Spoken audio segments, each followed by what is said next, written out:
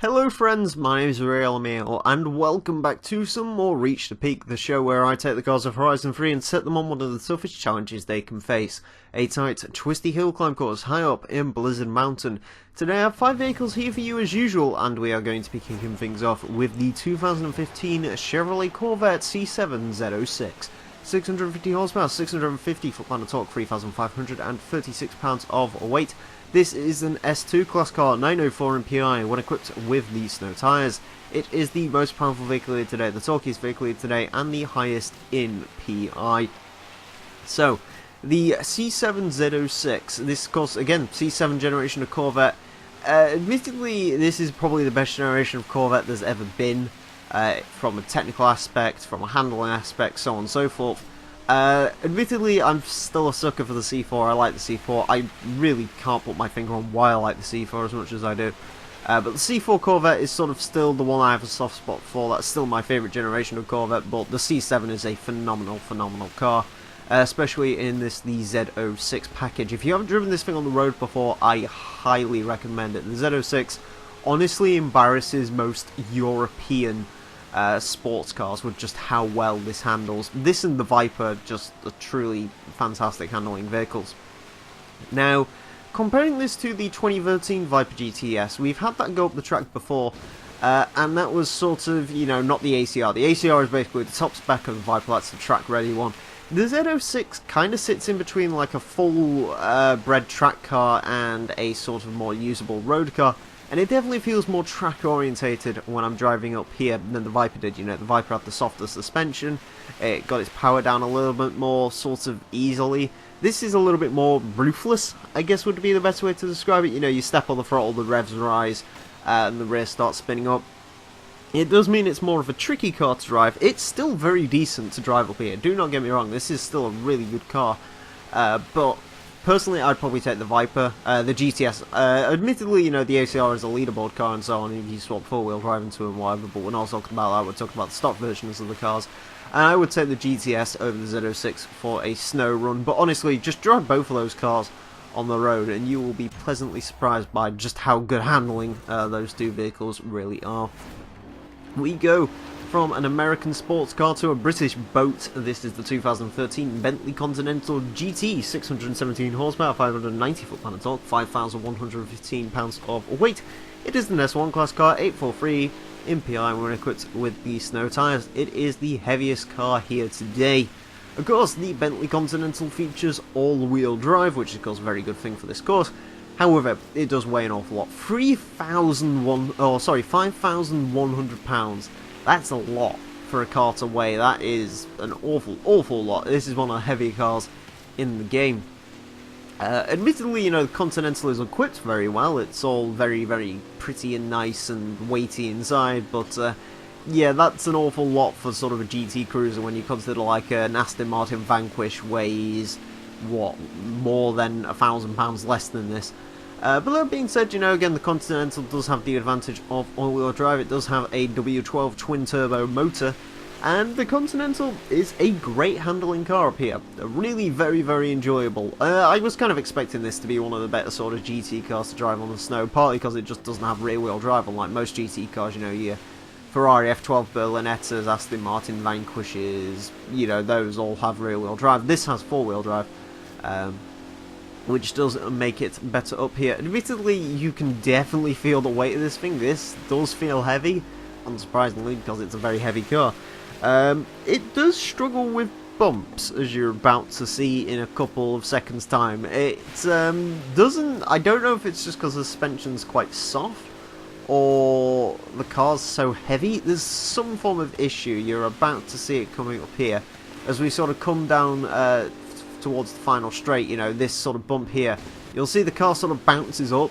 Yeah, I've crashed it into a wall several times when it's done that. It's pretty terrifying. Usually cars with rock hard suspension do that, not sort of luxury Grand Tour cars with relatively soft suspension. But other than its slight issue with the bumps, it's a very good car to drive, and I would recommend it. Next up, we have a rather interesting car. This is the 2014 Maserati Ghibli Q4, 404 horsepower, 405 foot-pound of torque, 4,123 pounds of weight. S1 class car, 818 in PI when equipped with the snow tyres.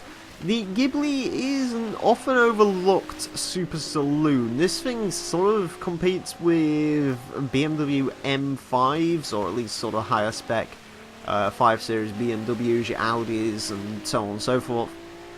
And you know, to many people this isn't as superior as those cars. You know, the interior trim isn't as nice, some of the tech isn't as good, so on and so forth. But for me personally, I would take the Ghibli over a 5 Series. I would take it over any fast Audi you throw in front of me, because I believe this is a really very, very pretty car, and it's a Maserati, for Christ's sake. It has a twin-turbo V6. Interestingly, unlike most Maseratis, this is actually equipped with 4-wheel drive, which in my opinion also gives it an advantage over those 5 Series. I mean, admittedly, the 5 Series is available with all-wheel drive, and so are the Audis, but, you know, whatever. You know, it is still a very, very cool car. As far as driving it goes, it is a lovely, lovely car to drive. It's super smooth. Really comfortable car, actually. This one was one of those that I just sort of jumped into it, and I instantly got what this car was about. Usually I have like a couple of laps sort of to just get used to the cars, get used to the driving dynamics of them, but the Ghibli, I picked it up on it right away. This is such a lovely, lovely car to drive. I've got no complaints about the way the Ghibli drives. It is a really very, very solid car. You know, we haven't had too many of the super saloons up here. We've had the Infiniti Q50 El Rouge, which this isn't really in the ballpark. The El Rouge has a lot more power. I believe it weighed a bit less as well. But yeah, the Ghibli is phenomenal. It really is very, very excellent when it comes to its driving dynamics, and I would recommend the Ghibli. If you haven't driven this thing yet, give it a go, because it will surprise you with just how good this is. Next up, we go from a luxury saloon car to pretty much the complete opposite of that. This is a 2005 Mazda MX-5. This is the NB model, 178 horsepower, 166 foot-pound of torque, 2,529 pounds of weight. A-class car, 719 MPI when equipped with the snow tyres. Of course, for those of you who are slightly more observant, you may notice this isn't the standard MX-5 NB. This is in fact the Mazda Speed MX-5, which is basically a turbocharger. Yeah, it straps a turbocharger to the MX-5's engine, and it means it produces about 180 horsepower. A pretty rare car. I believe these only really saw the light of day in North America, maybe some went to Japan, but you know, it's not hard to swap turbos onto MX-5s, people do it all the time.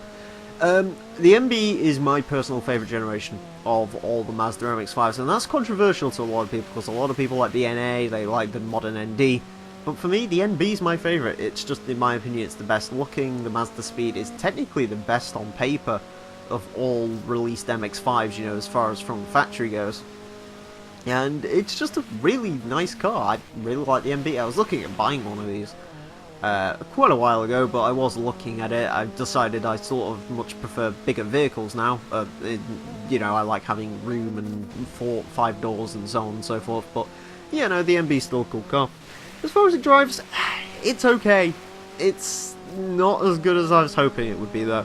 This likes to break free randomly. It just likes to basically turn its traction off. Or at least that's what it feels like. It feels like grip to the rear tyres is set to no. And it does bog itself down a little bit. Maybe there's a little bit too much power for its own good here. As far as driving it on the road is concerned, it's fine. You know, you can drive NB Mazda Speed MX-5s on the road and they are absolutely fine. You know, they're not really going to suffer with handling difficulties, but just up here it just didn't feel right. Maybe it's the way the turbo kicks in. Maybe it's a high RPM turbo and it was just booting in at the wrong times, but yeah, just from what I noticed, it just sort of didn't drive quite as nicely as I was maybe hoping it would. But that being said, you know, it's still okay. I would definitely recommend this over any other MX-5 if you're going to go road racing with it, because it obviously offers the most power from the factory. And, you know, being an older car, you can do a few more sort of upgrades and so on to it. Anyways, finally today we have a 1969 Nissan Fairlady Z, 160 horsepower, 133 foot-pound of torque, 2,311 pounds of weight. This is a B-class car, 613 MPI when equipped with these snow tyres. It's the least powerful vehicle here today, the least torquey vehicle here today, the lightest vehicle here today, and the lowest MPI. It is worth noting that this car weighs 3 pounds more than it usually does, and it is 2 PI higher than it usually would be. Basically, this thing has quite a lot of visual mods, and they're really cool looking. You might have saw it in sort of that intro bit. There is a lot of sort of rally lights, and you've got the mud flaps on the back. You can make this thing look really very, very, very cool through the use of those mods. Yeah, I quite like the diversity of what you can do to the Fairlady Z. There's also a couple of wide bodies available for this as well. So yeah, you really have got a lot of choice when it comes to building up your Nissan Fairlady Z. As far as this stock model goes though, it is decent. It's a bit on the slow side, admittedly. 160 horsepower, 2,311 pounds of weight. I can imagine if driving this thing in real life it feels rather very quick. In the game, not so much. You know, it feels like it's probably an ickle bit quicker in a straight line than an AE86. Maybe it's a bit quicker than, say, an S13 Sylvia, perhaps, but even then, I guess we're really pushing it. You know, it's still pretty good. It revs high, which I really wasn't expecting. I didn't realise these sort of Fairlady Zs are revved as high as they did. But it's still a solid car. You know, you could make a decent classic rally car out of this. You know, you throw a roll cage in there. I wouldn't take too much of the weight out there, just because it's already quite lightweight. But you know, you chuck an exhaust on it, boost up those cams, get that red line really showing. And this could be a very good rally car, sort of rear engine rally car for you. And of course it looks the part. This thing, I've never really been a huge fan of the Datsun 240Z / Fairlady Z, but you know, in recent times I've started to grow to like it a bit more. And with the stuff on this car, with this livery, yeah, it all comes together for me. I personally think this is a really very, very good, solid looking car. But yeah, you can experiment with the Fairlady Z, give it a go, see what you can do with it, and yeah, I would definitely recommend having a tinker around with the Fairlady Z to get it to suit your preferences. Onto the times, and unsurprisingly it is the Bentley that's the fastest car today thanks to its all-wheel drive, going into 24th place with a 205.560, beats the XJ220 Horizon Edition, beats the EXP10 Speed 6 surprisingly enough, slightly off of a Lamborghini Gallardo Superleggera and Nissan GTR Upgrade Hero. A pretty good time from the Bentley, and it shows weighty cars can do pretty well up here. The Maserati Ghibli Q4 is surprisingly the next fastest car today, going into 43rd with a 208.696. It is 1,000th of a second off of a Jaguar XJ220, a little bit slower than Viper GTS. Just below that, in 44th place, is the Chevrolet Corvette with a 208.829. It is slightly quicker than a Radical RXC, quicker than a 650S, quicker than a 599 GTO.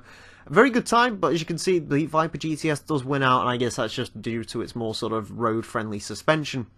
Moving down once more, the NB MX-5 is in 179th place with a 226.980, a little bit off of a Nissan S14, quicker than a Plymouth Fury and another S14. It's slightly slower than an RX-7 FC, which is worth noting, but yeah, the NB set in a pretty solid time for what it is. And finally today, the Fairlady Z finds itself in 196th place with the first car to ever achieve a 2:30 lap time. 2:30.050 means the Fairlady Z is wedged in between a Nissan Titan Concept and a Mercedes-Benz 300 SEL, with about a second between them either way. So there we go, that is it for this episode of Reach the Peak, friends. I do hope you've enjoyed, and until next time, a farewell.